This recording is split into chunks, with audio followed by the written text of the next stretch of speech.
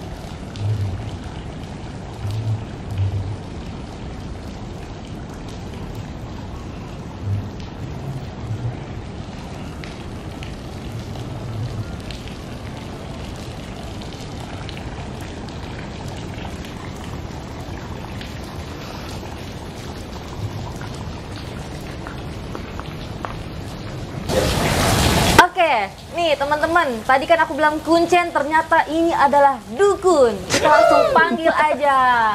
Masuk. Kita panggil namanya Ki Segoro. Ya. Salam Rahayu, Rahayu, Salam Rahayu. Oke. Nih, Ki Segoro, bagaimana tanggapan Ki Segoro pas di saat ya ketemu bocil kayak Lala gitu, gimana? Ya, rasa ya gimana ya? Gimana ya? Ya perjalanan. Jadi serasa ya kita menyambung silaturahmi lah, persaudaraan gitu kan. Iya. Nah, kebetulan juga karena Ki Segoro ada di sini ya, aku mau bertanya-tanya nih tentang Ki Segoro.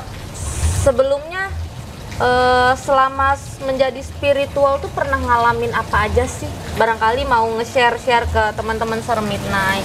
Ya, kalau masalah pengalaman itu banyak sekali pengalamannya ya. Tapi juga semua itu kan butuh proses yang sangat luar biasa sekali. Dari nggak cukup lah ibaratnya kita perjalanan itu 1 tahun 2 tahun, hampir 10 tahun aja masih kayak gini ya, tetap kita di tempat-tempat yang sakral seperti di Goa Rahayu, Goa Ratu, di Gunung Serandil, di mana tempat sudah saya jelajahin. Ya alhamdulillah. Ya kalau masalah hal-hal gaib ya sebenarnya ya adalah ya di mana tempat sering ketemu lah apa namanya, sosok-sosok makhluk yang tak kasat mata. Ya cuman ya luar biasa lah pokoknya alam semesta. Jadi lama juga ya perjalanan selama 10 tahun menjadi spiritual. Terus dengan yang sekarang ini kan orang-orang tahu dengan nama dukun Ki Segoro. Nah, berarti udah banyak dong pasiennya ya? Ya, alhamdulillah kita tidak menganggap itu semua itu pasien. Jadi kita anggap itu adalah saudara. Saudara ya. Ya. Okay. Saudara di saat beliau membutuhkan. Ya, kita harus menolong dengan ketulusan, dengan keikhlasan. Jangan kita sampai salah gunakan titipan dari para eyang leluhur kita. Itu aja. Nah, kalau boleh tahu yang biasanya nih ada pasien atau ya yang dibilang dengan saudara datang meminta tolong itu lebih banyaknya seperti apa sih? Ya macam-macam lah. Ada yang mau minta untuk apa namanya, pesugihan, untuk jodoh dan lain sebagainya lah. Namanya juga orang kehidupan kan. Nah, biasa kadang-kadang masalah usaha dan problem rumah tangga dan lain sebagainya. Oke, nah mungkin teman-teman nih yang kepengen punya usaha lancar atau apa ya, yang kepengen ibaratnya mau bersilaturahmi dengan Ki Segoro, bisa langsung nanti kontak aja ya ke Ki Segoronya teman-teman. Nah terus juga kan ini aku sedang berada di daerah Cilacap ya ini ya. Cilacap. Nah terus tadi sempat juga ke beberapa yang namanya Gunung Serandil yang di tempat Eyang Semar, terus juga lagi itu pernah ke Goa Nagaraja, terus yang sekarang saat ini mau dibawa ke Goa Rahayu dan Goa Ratu. Nah kalau boleh tahu Ki Segoro ini boleh kasih penjelasan nggak sedikit sejarah tentang yang tadi Lala sebutin seperti Gunung Serandil, yang Eyang Semar, terus yang goa-goa ini gitu. Ya, Gunung Serandil, kalau di Gunung Serandil kan sebenarnya gini, di situ tuh hanya pelantara, kadang-kadang orang anggapannya itu apa ya, kayak pemujaan dan lain sebagainya. Sebenarnya itu kan kita kembali lagi untuk apa namanya ya, ini para eyang leluhur kita lah, menghormati eyang leluhur kita yang ada di Gunung Serandil. Kalau kita untuk berikhtiar atau ke Gunung Serandil, sebenarnya itu ada 7 tempat yang perlu kita singgahi. Yang pertama Eyang Sukmo Sejati, dan yang kedua Juragan Dambu Awang, ketiga Eyang Langlang Buana, yang keempat Eyang Mayangkoro, yang kelima Eyang Agung Sultan Murahidin dan Kanjeng Ibu Nini Dewi Sekar Tunjusari, dan Eyang Semar Kitunggul Sabto Jati Doyo Amung Rogo. Oke. Seperti itu. Nanti habis itu baru muterin Gunung Serandil ya. Tapi semua itu hanya sebagai pelantara, dan itu semua kembali lagi sama yang kuasa yang memberikan segalanya untuk kita semuanya seperti Nah, katanya nih ya, setelah beberapa orang itu mungkin datang ngirim doa ke 7 tempat tersebut, kan tadi Ki Segoro bilang ada mengelilingi. Nah itu aku dengar dari beberapa katanya belajar untuk seperti tawaf gitu ya. Iya, apa seperti betul? itu. Benar. Dan itu biasanya mengikuti mereka menyalakan dupanya berapa? Iya. Kalau butir atau berapa tusukannya gitu ya? Ya tergantung kenyataan kita. Kalau 7 kan, kalau orang Jawa kan pitulung ya, supaya kita dapat pertolongan. Ya kan, satu dari yang kuasa, yang kedua dari para eyang leluhur kita yang ada di Gunung Serandil. Oke, iya. Nah, setelah dari Gunung Serandil, aku mau lanjut ke arah sininya ke Goa Nagaraja dulu. Kalau sejarahnya Goa Nagaraja, kenapa bisa disebut Goa Nagaraja? Apa memang di sana benar gitu mitosnya atau apa ada beneran rajanya naga gitu? Kalau di Gua Nagaraja itu kan ya memang itu kan tempatnya Eyang Nagaraja dan Eyang Nagagini, ya kan. Di situ juga hanya untuk pelantara ya. Semua itu hanya yang kuasa yang bisa mengabulkan, asal kita apapun yang kita lakukan dengan keyakinan, ya insya Allah akan terkabul gitu. Oke. Terus kalau untuk yang Goa Rahayu atau Goa Ratu itu kenapa bisa disebutnya goa ini sih, asal usul seperti apa gitu kan? Aku mungkin baru tahu ya, jadi aku juga pengen teman-teman pada tahu gitu. Oh ternyata di sini daerah Cilacap ada Goa Nagaraja nih. Oh ternyata ada Goa Nagagini atau Goa Rahayu sama Goa Ratu gitu. Barangkali teman-teman mau pada kesini jadinya. Ya di sini kan Goa Ratu dan Goa Rahayu itu kan ya semua kembali lagi lah ya, kita menghormati para eyang leluhur kita. Kalau kita menjelaskan dengan detailnya ya kan, karena kita itu ya mohon maaf ya, karena versi orang itu kan berbeda-beda gitu kan ya. Intinya seperti itu. Oke, nah terus kira-kira mau lanjut bertanya apa lagi ya untuk Ki Segoro ini? Soalnya di belakang kamera juga ada suami aku, Papi. Barangkali Papi mau bertanya-tanya, Pi. Tanya-tanya ke malah bengong nih. Ayo. Ya paling apa ya, mungkin tentang yang pesugihan. Oh tentang pesugihan. Tanggapannya Iya, kan kalau warga Ya. orang kan biasanya pesugihan itu Ya gini. apa sih gitu. Gini loh, kalau pesugihan itu kan gini, itu pun harus melalui proses. Jadi semua itu tidak ada yang instan.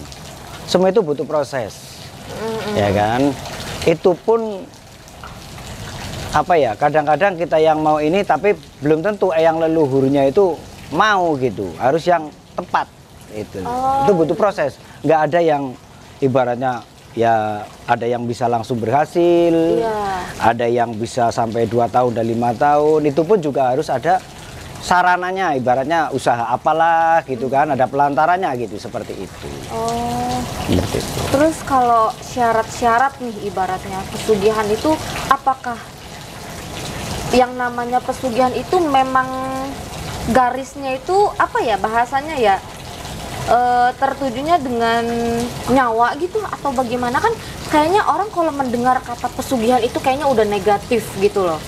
Ya itu pasti menyangkutnya dengan pasti yang namanya pesugihan pasti ada ya tumbalnya kan, seperti ya mau anak atau dan lain sebagainya kan, seperti itu. Oh, gitu. jadi Pasti ya, nyawa lah intinya gitu. jadi merenggut.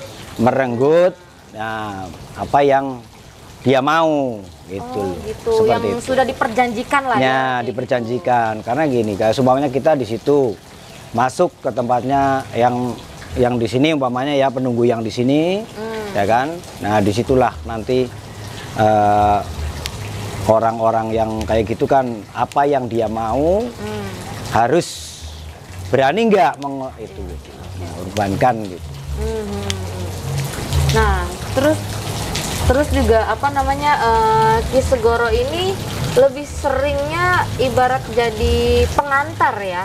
Kalau ada orang yang mau seperti ini, seperti itu, pasti Ki Segoro yang lebih ke nuntun gitu loh. Ya. Ini loh seperti ini. Jadi kalau kayak saya kan sebagai pelantara ataupun hanya sebagai penyambung doa, semua kembali lagi hanya yang kuasa yang bisa mengabulkan. Yang penting intinya gini, apapun yang kita lakukan itu harus yakin dan yakin pasti bisa. Ya, jadi aku ngomong kayak gini karena aku mau menjelaskan. Pasti orang udah nanggap negatif dulu nih, oh ini dukun ini nih, ilmu hitam nih segala macam. Enggak, semua itu tergantung dari kliennya ya, atau dari yang kembali disebut lagi. saudara. Dia datang butuhnya apa gitu loh. Kalau dia butuhnya, aku butuh ini, ya beliau hanya ingin mengantarkan, oh saya tahu tempatnya ke sini gitu. Jadi bukan yang menyuruh ya, benar kan? Iya, gitu. kita kan enggak menyuruh. Intinya dia maunya yang seperti apa ya monggo, tapi dipikirkan kalau memang yang menyangkut dengan pesugihan harus dipikirkan secara matang itu, nggak sembarangan. Karena itu butuh proses dan resikonya juga sangat luar biasa sekali seperti itu. Iya, benar-benar. Ya, pokoknya seperti itulah ya. Nah, setelah bertanya-tanya nih, aku mau lanjut ke pertanyaan yang menurut aku agak unik ya, karena ngelihat dari stylenya Ki Segoro nih, aku mau nanya dari beberapa batu-batu cincinnya teman-teman itu. Unik banget, dari tadi aku melihat ke situ terus. Nah, kalau boleh tahu tuh apa itu muncungnya itu tuh? Ini adalah ya apa sih ini ya, batu tapi modelnya kayak kuku Bima. Minuman dong. Nah, iya ini kayak kukunya Bima tuh. Kuku maung gitu ya. Iya, kuku maung tuh. Oke. Jadi biar ya beginilah, hanya aksesoris biasa, aksesoris gitu. lah. Itu. Oke. Biarin biar dikatain kayak orang gila aja lah. Orang saya lebih baik dikatain orang gila. Orang nggak bener, orang nggak waras lah seperti itu. Iya, terus apa kalungnya juga gede-gede. Oh iya, ya? gede-gede ini tuh. Oh. Tuh, Kayak ada namanya nggak Ki? Kalau kayak gitu Apa? kan batu apa gitu. ya kalau kayak gini ya, kalau saya sih kalau namanya ini apa hijau-hijau inilah, nggak tahu lah inilah. Hijau. Yang penting dipakai aja rame deh kayak ini. Oke, jadi rame aja. Yang gitu rame ya. aja, yang penting dilihat orang, wah itu rame tuh. Gitu aja. Biar nggak sepi tangannya. Jadi nanti siapa tahu bisa berubah nih. Ya. Siang setelannya begini, malam pakainya Rolex. Iya, pakainya Rolex. Oke, kira-kira mau nanya apa lagi ya? Bingung nih aku di sini. Papi mau tanya nggak? Ya itu paling kamu tadi masih ya tentang kemudian. Ah, Nah, kalau orang apa istilahnya kita ngantarin orang kan, terus kita kan tahu itu resikonya ada seperti itu. Kira-kira kadang-kadang kan kita pasti ngerasain kasihan nggak sih gitu. Maksudnya kan orangnya datang minta tolong sama kita antar.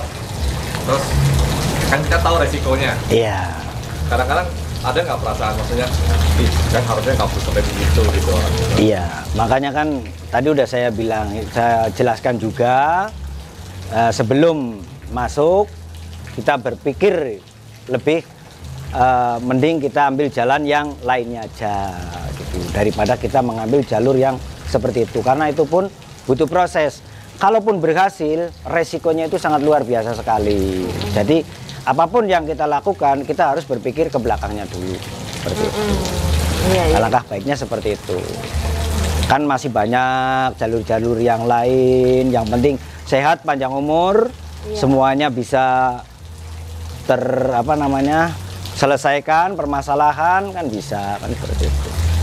Oke, benar-benar. Pernah nolak nggak? Apanya? Pernah nolak nggak? Pernah nolak? Oh ya, kalau kayak gitu kan kadang-kadang ya saya tanya dulu lah, intinya gitu, mau apa enggak ya. Kalau memang jalurnya seperti itu, kalau saya kan apa aja ya monggo silahkan, yang penting kembali lagi kepada orangnya yang saya ini. Kalau saya nggak pernah nolak sih. Iya. Itu saya nggak pernah nolak karena dia minta tolong sama saya itu kan. Nah, masa orang minta tolong nggak ini, nah pasti saya tolongin. Tapi ya sebelum saya nolongin, saya kasih tahu dulu penjelasan seperti ini dan seperti ini, udah dipikirkan secara matang dan lain sebagainya itu, supaya orang itu jangan sampai orang itu tersesat. Seperti itu, jangan sampai orang itu tersesat, karena kalau sudah tersesat ya udah, ya maaf aja ya, udah lain jalur. Ya apa istilahnya kan memang itu istilahnya karena kita mendorong orang gitu kan. Iya. Kalau ada nggak yang sudah setengah jalan terus kemudian mundur gitu? Kalau udah mundur kayak gitu resiko nggak? Ya kalau menurut saya kembali lagi ya, mau resiko kan tetap, kalau kita sudah masuk ke jalur yang seperti itu pasti ada imbasnya. Tapi kita ya kembali lagi sama yang kuasa aja, karena yang maha kuasa itu kan apa ya namanya ya, bisa kembali lagi lah intinya ke manusianya lah. Saya nggak bisa menjelasin tentang yang kayak gitulah, mohon maaf. Iya. Karena lebih nanti, karena versi orang itu kan berbeda-beda itu kan. Jadi semua kita nggak sebenarnya bisa balik lagi ke menjelaskan. si orang yang datang meminta tolong. Nah, gitu. seperti Karena itu. kan kasarnya Kembali lagi. ibaratnya Ki Segoro ini hanya jembatan aja yang buat nganterin Nah, gitu loh. Ya kan, semua balik lagi kalau memang yang datang ke Ki Segoronya ini memaksa, ya udah dia harusnya sudah tahu resikonya. Benar? Iya. Alhamdulillah sih mana-mana ya semua ya. Kita itu hanya silaturahmi ke tempat para yang leluhur kita. Karena kita orang Jawa, jangan sampai kita hilang Jawanya. Seperti itu. Kan ada ininya ya, wong Jawa ojo Hilang Jawane. Jawane. Oh, seperti Tetap lirik semangat. lagu tuh ada tuh. Nah, seperti itu. Terus juga Ki Segoro ini kalau di goa-goa suka sampai berapa hari sih Ki biasanya gitu? Itu tirakat atau? Ya kalau zaman tahun ini kan butuh proses ya. Kalau di dalam gua ya kita paling enggak ya zaman dulu itu bisa 3 malam, 7 malam, tergantung keniatan hati kita. Di situ ya kita harus tirakat. Makanya semua butuh proses dan butuh perjuangan yang sangat luar biasa sekali. Jadi semua itu tidak ada yang instan. Oke, betul. Seperti itu. Kadang bisa tirakat, makan, kadang enggak. Oh, Gitu. kayak Seperti puasa itu. jadinya Ya, ya. tirakat. Kadang ya cuma minum air gua doang kalau di gua. Kan seperti itu. Air goa. Nah, minumnya air gua, udah buat minum aja udah kenyang. Seperti itu. Karena semua itu butuh proses, tidak ada yang instan. Mau jadi dukun, makanya nenek moyang kita, leluhur kita, kakek saya dulu itu apapun yang diucapkan pasti kesampaian ya, karena dia suka ibaratnya tirakat. Oh iya. Seperti itu. Nggak ada yang instan, semua itu butuh proses. Benar-benar. Jadi kira-kira udah Ya paling terakhir mungkin tentang kenapa mau berprofesi seperti ini. Kan sebelumnya bukan profesi ini. Nah, seperti ini. Jadi gini Boleh ya. sinian dikit? Jadi gini, mohon maaf ya. Jadi gini, mohon maaf. Saya juga nggak tahu kenapa. Sebenarnya saya dulu kan usaha ya, dagang. Cuman nggak tahu kok kenapa saya sampai kayak gini gitu loh. Berangkat dari rumah, cuman bawa celana sama baju, udah berangkat. Ya sudah, nggak tahu sampai sekarang jadinya seperti ini. Saya juga bingung. Ya, seperti itu. Nggak tahulah, intinya sampai kayak gini lah, jadi kayak orang gila. Selama 10 tahun ya yang tadi. Iya, kurang lebih 10 tahun lah saya perjalanan. Tapi ya masih bodoh aja seperti ini. Nggak pintar apa-apa, nggak bisa apa-apa lah. Masih bodoh. Iya, iya. Ini ada panggilan atau gimana, ada waksit Ya, intinya nggak tahu lah. Bisa. Kan, mungkin tiba-tiba pergi gitu aja kan. Iya, jadi saya juga sampai bingung. Mungkin ya ada, nggak tahu lah, para nenek saya atau siapa, mungkin ada yang ke saya, Damping gitu ya. itu kan, dampingin saya terus seperti ini, sampai ya gitulah. Makanya kalau mau jadi apapun yang seperti ini bisa, ini ya semua pasti akan hilang dengan sendirinya, ya kan? Dari usaha, dari sampai apa, kekurangan apa dan lain sebagainya. Kadang makan, kadang enggak, ya kan? Sampai tidur di dalam gua, di kuburan, di pinggir pantai, di tempat-tempat yang angker, semuanya. Ya udah, saya nikmatin lah. Seperti itu. Itulah perjalanan hidup. Nggak tahu, saya juga bingung. Kok kenapa saya jadi begini gitu loh. Padahal dulu saya tukang usaha, dagang. Kok jadi begini? Iya benar ya, nggak ada. Panggilan gitu ya. Iya, nggak ada yang bisa nebak juga untuk kedepannya seperti apa ya Iya, kan ya. nggak bisa. Jadi ya Udah. udah, hidup jalanin. Dijalanin aja, ikutin hati aja lah. Sesuai dengan hati kita, ketika hati kita kemana ya melangkah aja gitu. Yang penting intinya kita membantu sesama dengan ketulusan, dengan keikhlasan, itu aja. Itu amanah dari kakek saya dan para yang leluhur, jangan sampai kita salah gunakan, itu aja. Tanggapannya tentang, kan ada orang yang berpendapat negatif tentang profesi namanya dukun, paranormal, atau spiritualis gitu kan. Tanggapannya Karena ya. banyak orang yang berpandangan negatif, bahkan belakangan ini saya ada orang bilang, dukunnya kalau nggak itu cabul gitu. Itu kan kembali lagi kepada manusianya. Itu kan oknum, ya kan, bisa menyalahgunakan berbagai macam cara, pasti akan dilakukan hanya untuk duniawi sendiri, seperti itu. Itu oknum, ya maaf ya, itu oknum seperti itu. Kalau yang asli seperti zaman nenek moyang kita, leluhur kita, itu benar-benar membantu dengan ketulusan, dengan keikhlasan. Berapapun orang kasih, diterima dengan ketulusan, dengan keikhlasan, insya Allah akan menjadi sebuah keberkahan, seperti itu.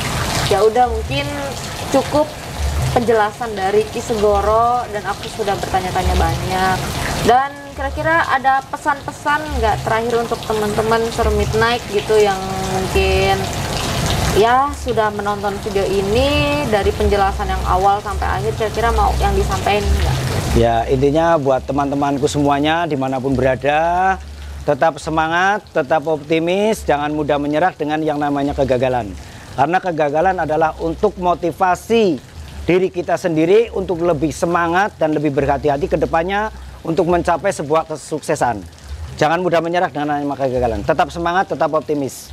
Jadilah diri sendiri, jangan menjadi orang lain. Seperti. Oke, teman-teman, cerita dari Ki Segoro sudah cukup sampai sini. Terus buat kalian juga terima kasih udah nonton videonya sampai akhir. Dan tetap support aku juga dengan cara di like, comment, share, dan juga subscribe. Serta nyalakan lonceng notifikasi supaya nggak ketinggalan video-video terbaru dari Serem Midnight. Oke, sampai ketemu di video berikutnya.